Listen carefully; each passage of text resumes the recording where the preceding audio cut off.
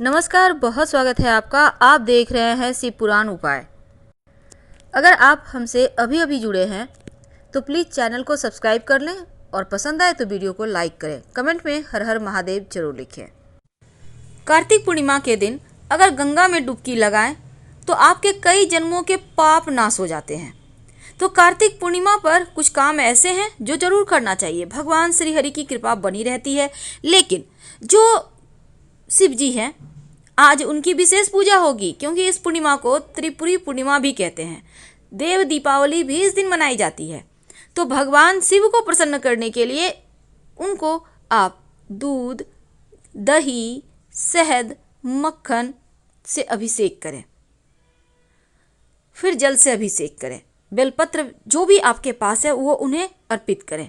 शिव जी प्रसन्न होते हैं। इस दिन शिव जी की विशेष पूजा की जाती है जीवन की तमाम मन्नतों को पूरा करने के लिए। तो कार्तिक पूर्णिमा के दिन सुबह उठकर आप नहा धोकर सबसे पहले तो अपने घर के मुख्य दरवाजे के पास शुभ मंगल प्रतीक चिन्ह बनाएं। फिर आप अपने घर के पूरे घर में हल्दी मिले जल का छिड़काव करें। इसके बाद घर के मंदिर की साफ सफाई करें। फिर आटे, हल्दी वगैरह से आप रंगोली बनाएं घर के मुख्य दरवाजे पर, और साथ ही आम के पत्तों का तोरण लगाकर घर सजाइए। किसी गरीब को अगर आप इस दिन खाने पीने की वस्तु या वस्त्र का दान करते हैं तो आपके 7 जन्मों के पाप नष्ट हो जाते हैं। इस दिन भगवान चंद्रमौली यानी कि भगवान आप शिव जी के निमित्त आप चंद्रमा को भी भोग लगा सकते हैं। खीर बनाकर, मखाने का भी आप खीर बनाकर माँ लक्ष्मी को भोग लगा सकते हैं। लेकिन रात में चंद्रमा को अर्घ जरूर दें। मन की समस्त परेशानियां दूर हो जाएगी, मानसिक टेंशन दूर होगा। जल में थोड़ा सा दूध और उसमें मिश्री डालकर अर्पित करें तो सुख भी बढ़ता है।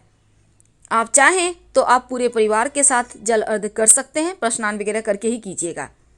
इस दिन तुलसी का बहुत महत्व है, तुलसी पूजा का। दोनों बेला तुलसी जी की पूजा करें और तुलसी जी के पास घी का एक दिया जलाएं, क्योंकि वैसे तो जो श्रद्धालु कार्तिक स्नान करते हैं पूरे महीने का तुलसी जी के पास दिया जलाते हैं। लेकिन आप अगर पूरे महीने नहीं भी नहाए हैं कोई बात नहीं, आप तुलसी जी के पास शाम में दिया जरूर जलाएं। ऐसा करने से माँ लक्ष्मी की कृपा बरसती रहती है। इस दिन माँ लक्ष्मी के साथ भगवान श्री हरि विष्णु दोनों की एक साथ पूजा करें। सत्यनारायण भगवान की कथा करवाएं और उसके बाद धनिया की पंजीरी, सिंघाड़ा पानी वाला, मखाना, गन्ने का भोग लगाएं। श्री हरि विष्णु माँ लक्ष्मी की कृपा बरसती रहेगी। इस दिन धनिया का छोटा सा प्रयोग किया जाता है। धनिया की पंजीरी तो आप बनाकर उनको भोग लगाएंगे ही, साथ ही धन वैभव पाने के लिए माँ लक्ष्मी को विशेष तरीके से मनाएंगे। जब उनकी पूजा करें तो धनिया थोड़ा सा माँ लक्ष्मी के सामने भोग लगा दीजिए, धनिया और मिश्री का। माँ लक्ष्मी के सामने धनिया, सूखा धनिया, याद रखिए सूखा धनिया और मिश्री या चीनी के दाने का भोग लगाइए। बाद में इसको प्रसाद के रूप में पूरी परिवार के साथ खाइएगा। आप चाहें तो धनिया की पंजीरी बनाकर भी भोग लगा सकते हैं। थोड़ा सा लगाइएगा ताकि प्रसाद में खा के वो खत्म हो जाएगा। अगर बच जाता है तो पौधे में डाल दें, उसका पेड़ उगाएगा।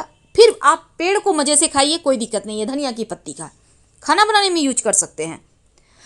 तो आप अगर दीपावली के दिन, चूंकि आपने धनिया बोया होगा और उसका पेड़ भी निकल रहा होगा, क्योंकि हमारे यहाँ तो निकल रहा है तो आपके यहाँ भी निकल रहा होगा।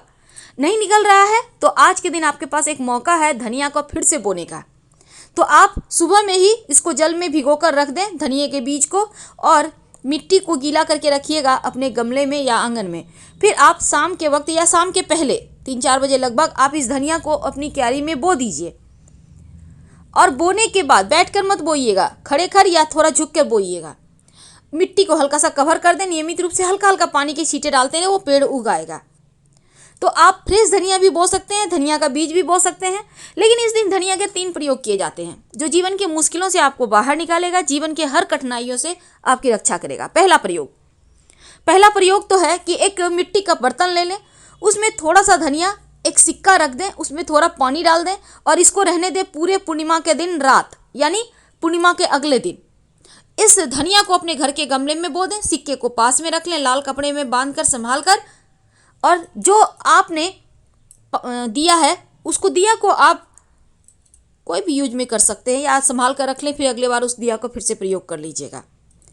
दूसरा प्रयोग, जीवन में मुश्किलें बढ़ गई हो, परेशानियां बढ़ गई हो, तो हनुमान जी के मंदिर में जाकर थोड़ा सा धनिया उनको अर्पित कर दें।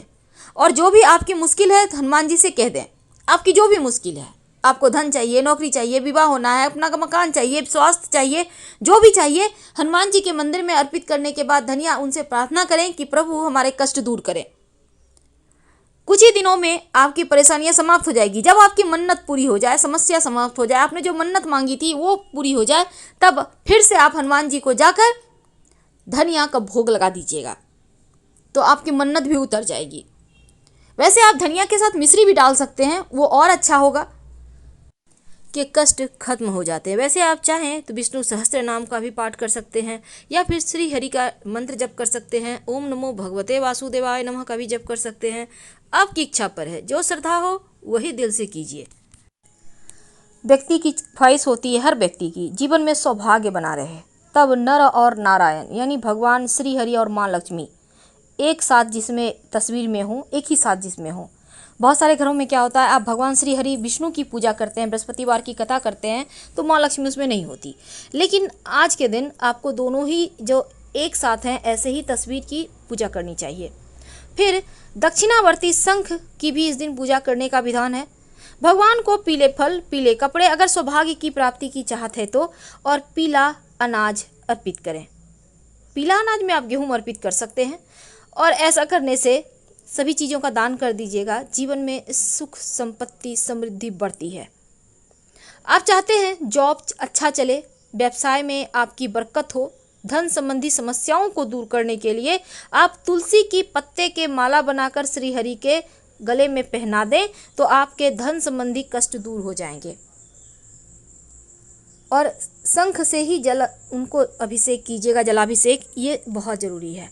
अब एक खास प्रयोग, संतान अगर नहीं हो पा रही है, संतान की मन्नत आप चाह रहे हैं आपकी संतान हो जाए, तब भगवान विष्णु के बाल स्वरूप की पूजा करें। आप राम जी के भी बाल स्वरूप की पूजा कर सकते हैं, और उनको माखन मिश्री, भगवान श्री कृष्ण की भी पूजा कर सकते हैं, और माखन मिश्री का भोग लगाइए। बुद्धिमान निरोगी संतान की प्राप्ति होगी, और अगर संतान है तो वो बुद्धिमान होंगे। प्रसाद के रूप में ग्रहण कीजिए, इससे आपके जीवन में सुख सौभाग्य बढ़ेगा, उन्नति होती है, प्रगति होती है। और अगर आप पति पत्नी एक साथ चंद्रमा को अर्घ्य दें तो उनका आशीर्वाद से, देवगुरु के आशीर्वाद से जीवन भर अटूट रिश्ता बना रहता है। क्योंकि अगर आप धन की मुश्किलों से बचना चाहते हैं, आप चाहते हैं धन आता रहे, तब इस पूर्णिमा के दिन माँ लक्ष्मी को कौड़ी अर्पित करें, और फिर कौड़ी पर हल्दी या फिर केसर अर्पित करें। लाल कपड़े में बांधकर धूप दीप दिखाकर इसको धन स्थान पे रख दें, तो कर्जों से राहत मिलती है, धन बढ़ता है। और धनिया का तीसरा और अंतिम प्रयोग, देखिए आपके घर में आप चाहते हैं खूब बरकत हो, माँ लक्ष्मी आपके घर में निवास करे, तो एक बात हमेशा याद रखिए, आप धनिया भले ही मसाले में प्रयोग ना करें, हो सकता है आप पाउडर यूज करते हो या नहीं भी खा सकते हो, लेकिन सूखा धनिया थोड़ा सा अपने घर में, अपने किचन में जरूर रखें। किसी डब्बे में स्टोर करके उसको जरूर रखिए। कुछ ऐसे मसाले हैं जो अपने घर में आप यूज करें या ना करें पर रखना चाहिए, उसमें एक धनिया भी है। दूसरा, धनिया सुख को बढ़ाता है, सौभाग्य को बढ़ाता है। और एक मिट्टी के बर्तन में थोड़ा सा धनिया, अगर आपने दीपावली में प्रयोग किया है तो फिर उसी में थोड़ा सा धनिया आज के दिन और डाल दीजिए उसी पात्र में। नहीं किया है तो एक मिट्टी के बर्तन में थोड़ा सा धनिया रखकर अपने घर के पूर्व स्थान पर रख दें। इसको आपको न यूज करना है, ना हिलाना डुलाना है, ना हटाना है। अब सफाई करने के लिए हटा भी रहे हैं तो कोई दिक्कत नहीं है, फिर से रख दीजिए। ये धनिया जितने दिन पड़ा रहेगा उतने दिन सुकून रहेगा। जो भी आपके घर के खुशियों को नजर लगा रहा होगा वो धनिया इसको भगाएगा, क्योंकि ये माँ लक्ष्मी का सूचक है। दैत्य रूपी परेशानी आपको परेशान नहीं करेगी। पर इस दिन कुछ खास दान किए जाते हैं, जैसे कि वस्त्र का दान, अन्न का दान। अगर चंद्रमा गड़बड़ हो तब आप दूध, चीनी, चावल का दान कर सकते हैं। अगर आपका चंद्रमा गड़बड़ नहीं है तो भूल कर भी दान ना करें। जब आप शिवलिंग की पूजा करेंगे तब शिव जी को आप चावल जरूर अर्पित कीजिएगा। जीवन की समस्त परेशानियां दूर होगी, मुश्किलें समाप्त होगी, मानसिक सुकून बढ़ेगा, सुख सौभाग्य बढ़ेगा। तो शाम के वक्त 5 जगह दीपक जलाने का आज के दिन विधान है। पहला, घर के तुलसी जी के पास, दूसरा घर के मुख्य दरवाजे पर, तीसरा पवित्र नदी सरोवर में, चौथा आपके पूजा जहां आप पास के कोई मंदिर है वहां पर जाकर जलाएं, और अंतिम पीपल के नीचे, क्योंकि माँ लक्ष्मी यहीं रहती। हम आपसे विदा लेते हैं। जानकारी अच्छी लगे तब लाइक कर सब्सक्राइब करें, अपनों से शेयर करें और कमेंट में हर हर महादेव जरूर लिखें। धन्यवाद।